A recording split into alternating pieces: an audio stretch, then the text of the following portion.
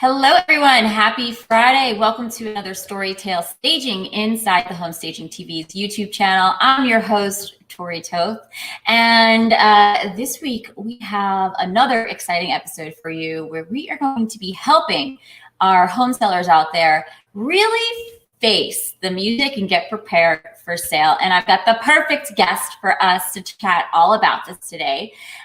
She is Tracey McLeod from Presentation Sells. How are you doing, Tracey?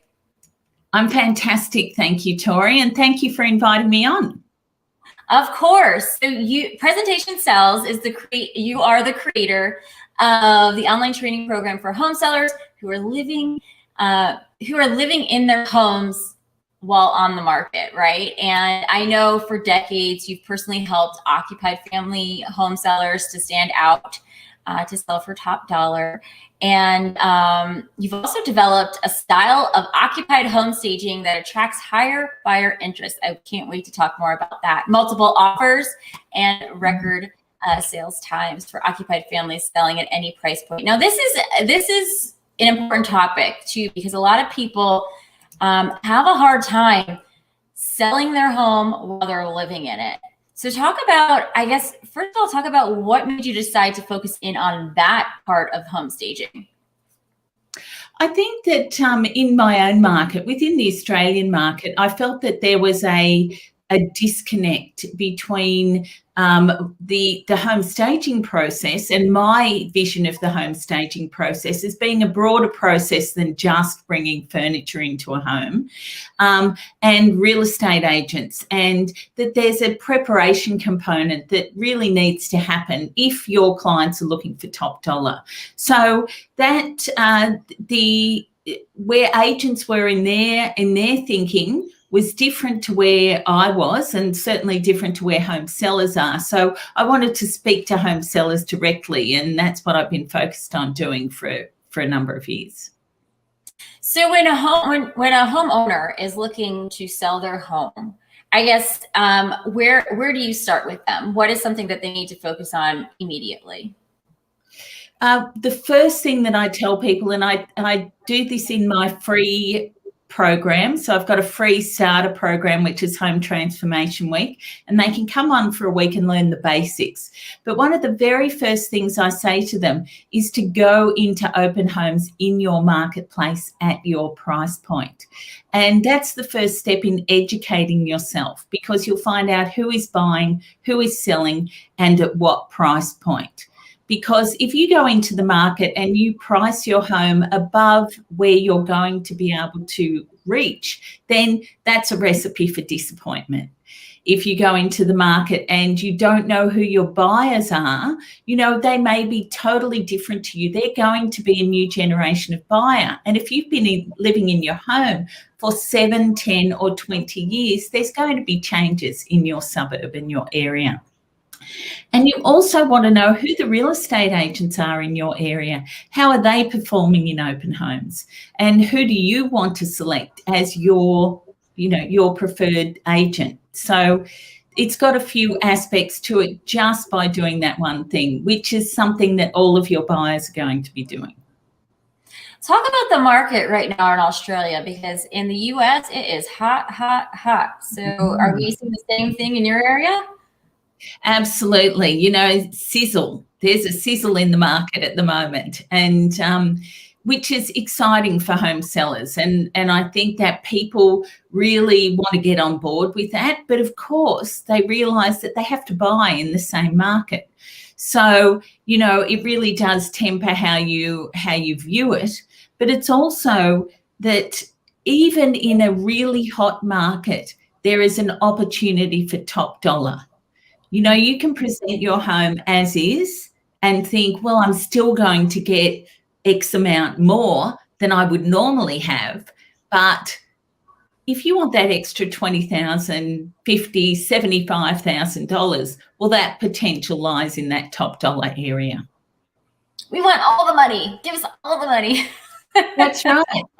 And a lot of the time, as a home seller, you are facing personal issues. You know, I call them the dreaded Ds, and it could be debt, divorce, disability, disease. There's many, many Ds that you can point to that are stresses for home sellers and an impact on their decision making and their ability to be able to meet the marketplace. And they've also got, generally home sellers have families, they might have kids, they've got responsibilities, they've got work, they're already juggling a very full plate. Mm-hmm. Yeah, it's hard to definitely keep a home maintained when you've got kids happening and they're just destroying it right behind you as you're picking everything up. So what are your top 3 tips for preparing a home for sale? Well, I have 3 steps in the process, and it is prepare, present, and profit. So when you're going into homes for sale, that's your research. You're really, it's your first-hand research. You're able to see how the home's presented. What do you notice as a buyer? It's really you learning to have those buyer's eyes. And then you have to calculate, well, do you have any money for being able to present your home? If you've got no money, if you've got a little bit of money, and if you've got a lot of money, then these are different levels at which you can think about what you're able to do. But you have to calculate what your return on investment is going to be from different activities. Do you replace the kitchen? Often I would say no, but there are some things that you can do to upgrade or refresh those areas to be able to make sure that they do sell for top dollar in your marketplace. But you have to look at the market first. And then, so prepare, present is obviously getting your home ready, and it's things like editing, making sure that your cupboards are clear, that your home is clear, because once you're able to do those things, to put things in boxes, even if you've got to keep them in the garage, then you are clearing the way for that sale, and you will feel, all of my clients tell me that is so important because it makes it so much easier for them. The selling process becomes easy. They're not carrying this weight of having to do things like packing and moving excess furniture out of the house, or and you can place it in the garage. It's not the ideal, but if you've got no budget, then that's how it is. Mm-hmm. Yeah, and it's making sure that you just have the key elements inside the property, so it's less stuff for you to maintain, right? And it's less stress on you, and you're able to show the home quicker at a moment's notice if somebody's like, okay, ding dong, I want to come in, check it out. And that's exactly right. And your home will feel a bit more bare. It won't, it will feel like there's less furniture in it, and while it's on the market. But it also allows you to, as you say, prepare it quickly. And that's what I teach people to do, is really, how are you able to prepare your home within an hour for the real estate agent calling you up and saying, I've got a prospect that I want to bring through. And that happened to me once, where I was preparing my mother's home for sale, and she had passed away, and it took us a while. It took about 6 months for our family to actually come to that point of sale. And so the real estate agent rang me up and said, I've got someone coming in an hour, and I had just put all of the bed linen into the washing machine, and I just wasn't going to have time to remake all of the beds. So I just remade the beds without the top cover on. And after the agent came through, I rang her and said, did you notice anything? And she said, no. But it's because you have everything around it prepared, so the beds were tucked in, everything looked neat, and people looked past that, and they looked at the artwork, they looked at the architecture, they looked at the room, the size of the room, because that's really what you're selling. It's you can have pretty things around, but if they're not pointing to the size of the room or the architecture or the lifestyle, then they're not doing their job. Yeah, and I can't agree with you more. Obviously, we want them to be focused on the highlights of that home and the features that it represents. Hey everyone, thank you so much for joining us. If you have any questions about how to get your home prepared for sale, please let us know in the comments below, and we would be more than happy to answer them and learn more about what it is you're looking to do with your home. So Tracey, talk more about the profit part of all of this. How do you get profit? How do you see more profit? Because I know a lot of times with home sellers, they get bogged down with the money up front, right? You know, paying for the home staging, and thinking that it's going to be a gamble on whether they're going to get more money or not. But in most cases, they usually are, and usually getting more money than they would if they obviously didn't stage. Exactly. And it depends on obviously when you bought. If you bought in a boom, which we're experiencing at the moment, then if you're looking to sell in the next couple of years, you may find that the market has changed and it might take you longer to get back your return on investment. But as far as the profit goes, it is in that preparation and presentation and the photos. So when we're looking at profit, we're looking at all of the things that you're doing are getting you prepared for that photography. And once you get those great marketing photos, then they will bring the buyers into your home. Your job at that point is just to maintain the property to a standard that buyers are going to be able to see the photos reflected in the standard of the home. That can be a challenge when you have children and when you have pets, as you know, all of these things, when you have life going on, these things can be really challenging. So I show people how to prepare the home within an hour.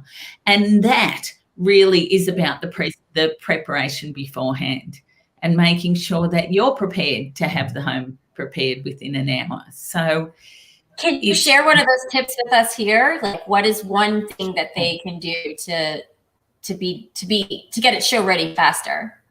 One of my favorite tips really is I buy an inexpensive set of covers for the beds, so that if you've got kids sleeping in beds and they have their own bed linen and etc., so you have the spare covers and the spare pillows, and then so that you can place them on the beds in the morning. So you've got the staged look, you can add your cushions, however that staged look is.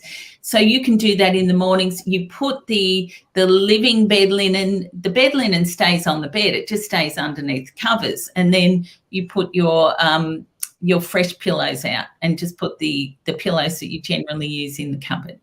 So that's one way.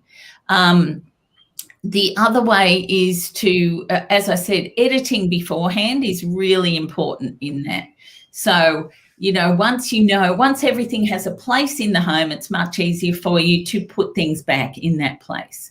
And you don't want your cupboards overflowing. You don't want your drawers overflowing, because you know that people are going to be looking in them. So we want to have all of that work done beforehand, so that it really is a stress-free process. Yeah, I mean, there's so many other things that we are stressed about at the moment. So adding this to the list is definitely not something, that you want to do. And like you were saying earlier too, you don't want to hit the market blind. So, educating yourself on the things that you need to do, because not all real estate agents are going to tell you about the things that they would like to see done. They want to get it to the market, right? And look, your top dollar, and this is not there are so many great real estate agents who are working in your best interests, but a real estate agent, your top dollar is only a couple of $100 difference in their commission. So that's why you have to take the lead beforehand to make sure that your home is ready even for the real estate agent too. And you want to be pricing it at a point. If you go into the market and you see what other homes are priced at, you are going to come to a range that you can see your home sitting in. in that marketplace. And so asking price is not the same as selling price, and you won't have that information for another 3 months, but you'll be talking to real estate agents. You'll be able to, you'll be entering the market with some knowledge of how your market works and who's buying. Yeah, and back to that whole part is really doing your research, figuring out your buyers' demographic, the psychographics of what it is they're looking for. Because do you have any pointers or tips on how you actually attract, the higher buyer? How do you get their interest? Maintenance. I think the first things you have to do are the invisibles, and they are the maintenance issues. The things that I always say to people: get a building and pest inspection beforehand if you can afford it. Again, we come back to that. Or if you can't and you have a friend who's a builder or a tradesperson who can come through the home with you and make suggestions and recommendations. But things like electrical and plumbing issues are going to be big ones that will make people drop their pricing. Termites, anything like that you have that's going to be an issue. And pool fencing is such a big safety issue here that there's a lot of regulation around that. So what you want to be able to do is you have your own building and pest inspection. You do those things that are on the inspector's list that you can then show to your buyers. So they may not feel the need to get their own building and pest inspection. If they do, then there's only a couple of things you may have to tick off in addition to what you've already done. So that's number one. You've prepared for the market in that way. And then there's what I call the fall in love factor. This is where top dollar lies in, and it is the meeting point of walkability, livability, and desirability of your home. So if there's too much furniture, people can't walk through the home, or it doesn't make logical sense to them.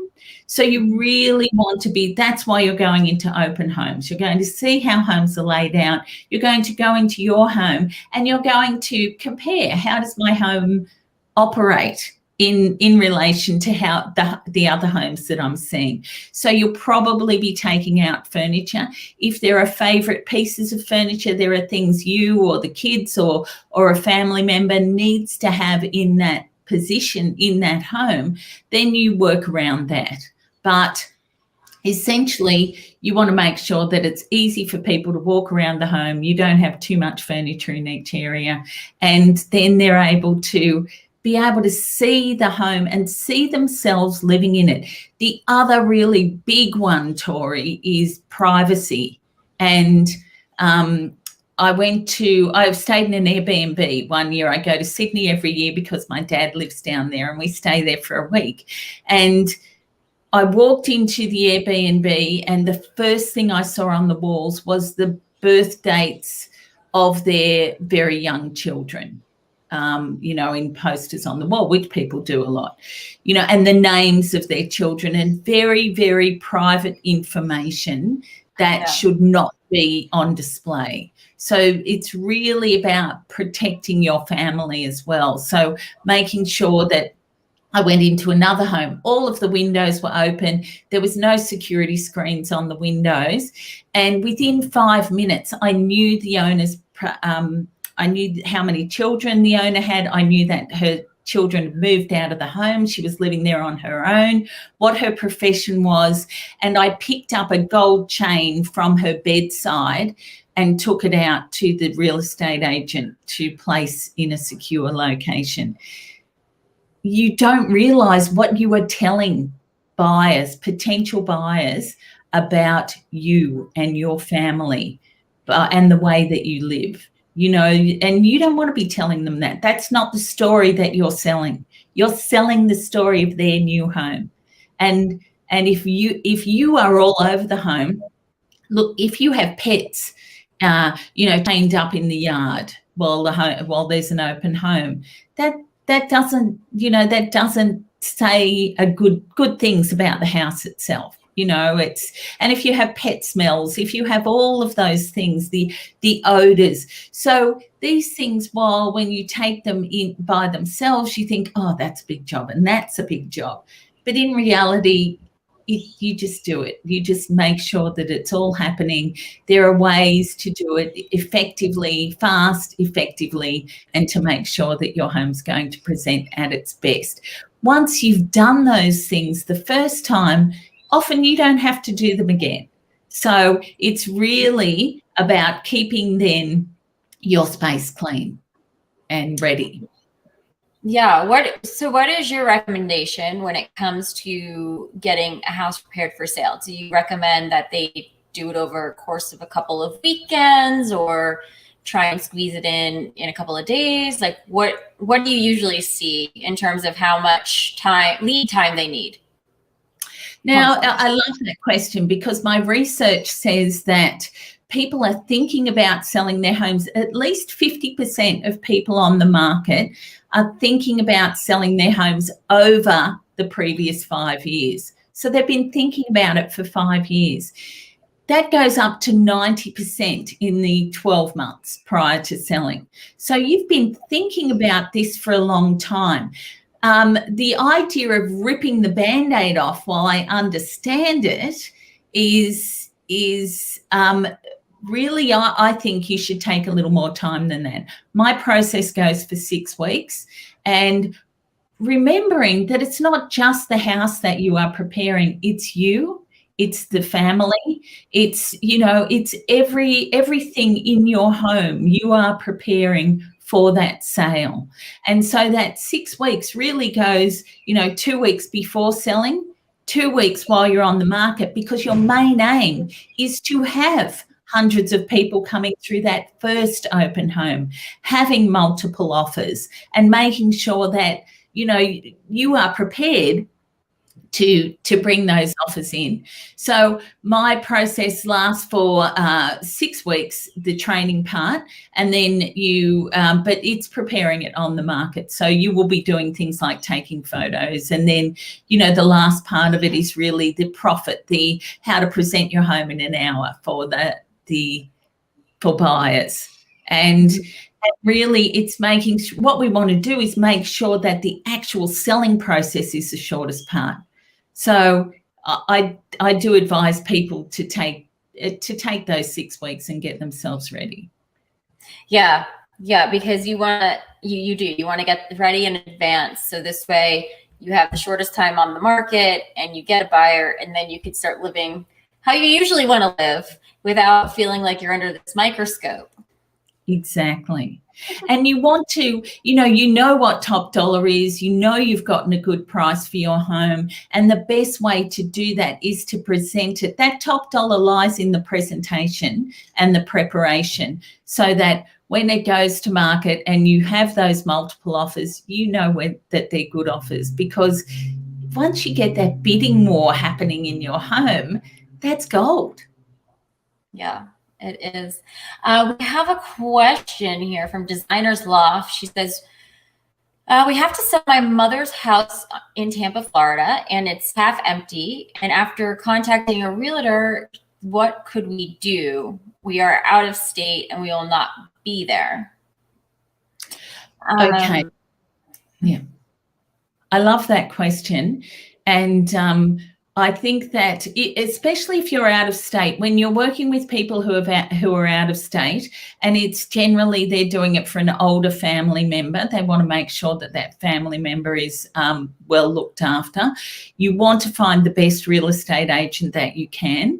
They may have a home stager that they use that is somebody they trust. You want to look at the photos of those. You want to see what the photos are of those real estate agents in the area, what the reviews are, how they, but mainly the photos. How do their homes list? How do they look? Would you want to go into one of their homes for sale?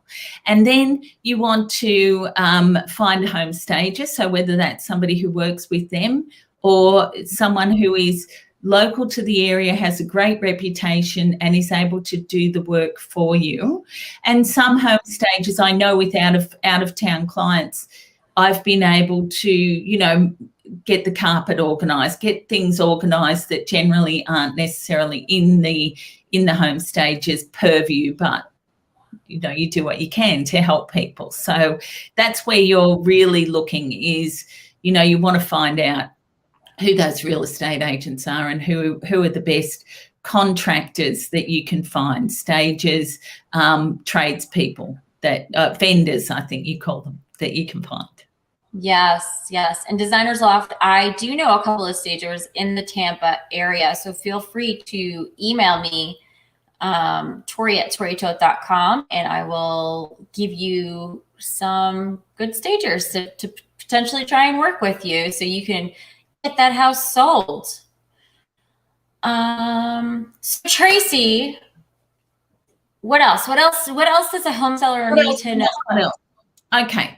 Top dollar. What is top dollar? I think that's a really important thing to look at, because top dollar is the personal best that you and your home can achieve within your time frame and budget and the current market conditions. So you may, so when we're talking about top dollar, it sounds like this kind of fantasy idea, but it becomes more concrete the more you understand about the market. And so for the designers blog, where they're helping their mother, it can be hard for you to learn about the market, although there's lots of information online about the market. But if you find good professionals, then you don't have to be as hands-on. And obviously, if you've got the budget to be able to do that. With top dollar, the types of things that you really want to know is, who is your market? Who is your target buyer? Because, you know, if you don't know who that new generation of buyer is, you can't prepare the home for them. You know, if you have a young demographic who doesn't really use a dining table, well, how do you make that dining area into a multifunction type area in the staging? You don't have to go too far. It doesn't have to be too busy, but you just want to be able to, you know, for people to be able to have those options and be able to see those options. You might just have a few books on a bookcase. You might, you know, there's visual ways to do that so that people can see the lifestyle, because that's the layer that's really going to get people to understand. You know, I've done things like put a bicycle in the house, because, or a surfboard, or something that tells people there's bike tracks down the road, there's the ocean, you know, just a few miles away, there's, you know, there's amenities nearby. A lot of people are buying because their kids are, because the home is near where their children can go to school. They want to get their kids into a good school. So with that, you want to be able to create that homely feeling, but you want to be able to style the home so that it speaks to the ages of the children as well. You know, if it's a home in a higher price bracket, then perhaps the children are older. So I've tended to you know, have a kid's bedroom, have a tween bedroom, have perhaps a more mature bedroom as well, if you've got a 4-bedroom house. And then, of course, the master suite. So it's also focusing on, if there's no furniture, then focus on those areas where the money is. Sorry it took me so long to get there, but focus on where the money is. Yes. And that's going to be the master suite, the living lounge, dining lounge, kitchen, and outdoor areas. So if you've got an outdoor seating area, these are going to be important areas. And then obviously, if you don't have enough furniture for everywhere, focus on those areas. Yes, for sure. I think now too, it's also important to show people obviously how they could still work from home, since so many people are still affected by COVID. Exactly. And that becomes a toss-up too, Tori. If you have a smaller home, do you turn a bedroom into an office, or do you have that facility for a bed? And so you have to weigh that up, and sometimes you can do it with have a smaller bed that looks like a lounge, and those, but also have a desk in that room. So there are ways that you can do it, but don't be trying to be all things to all people as well. You've got to make some decisions about, this is what I think the market here is looking for. Yeah. And I think, speaking on decisions, I think when you are going to be putting your home on the market, you need to be seriously making that decision and sticking to it ahead of time, right? You can't be wishy-washy on the market. You can't be like, oh, I'm going to try and test it, and then maybe I'll stage. And then, it's like, do it right. Yeah. And so this is how you guys can take control of the situation, not be blind on the market, and do it right. So Tracey, tell us more about your program and how people can learn more about it. So I have a 6-week program, which is the House Proud Home Sellers program. To get people started, I have Home Transformation Week. So what that is it's 1 week, if that's all the time that you have, or you're not actively looking at selling immediately, then that's a program where you can get started. We do introduce the House Proud Home Sellers program from there, so that jumps straight into House Proud Home Sellers. But if you just want to get started, please take the free program, Home Transformation Week, and it is at www.presentationsells.com. I love it. I love it. Thank you so much for joining me. What time is it over there right now? 6:31 in the morning. Ooh, you woke up early for me on a Saturday. I love you. That's it. It's my pleasure. Thank you so much for sharing all your knowledge. All of our home sellers out there, if you have questions about getting your home prepared for sale, go ahead, put those in the comments below, and I will make sure that Tracey or myself gets back to you and provides you with the best information possible, again, to make sure that you are not jumping on the market blind, and you have you've got all the tools out there, right? That's right, exactly. You've prepared. That's really it. As I said before, if you're going to do an exam, if you're going to take a driving test, you learn how to drive, and that's all you're doing with your home for sale, is learning how to drive your sale. And being, real estate agents want to sell homes that are properly prepared and presented. It makes their job so much easier, and they will be more engaged and more active in selling your home as well. Well, it's important too to be prepared, because this is most likely one of your biggest investments that you have. So we want to make sure that you are getting your biggest return as well. All right, guys, have a great weekend. Tracey, you stay right there, and let us know in the comments below how you're going to be selling your home. Have a great one. Bye.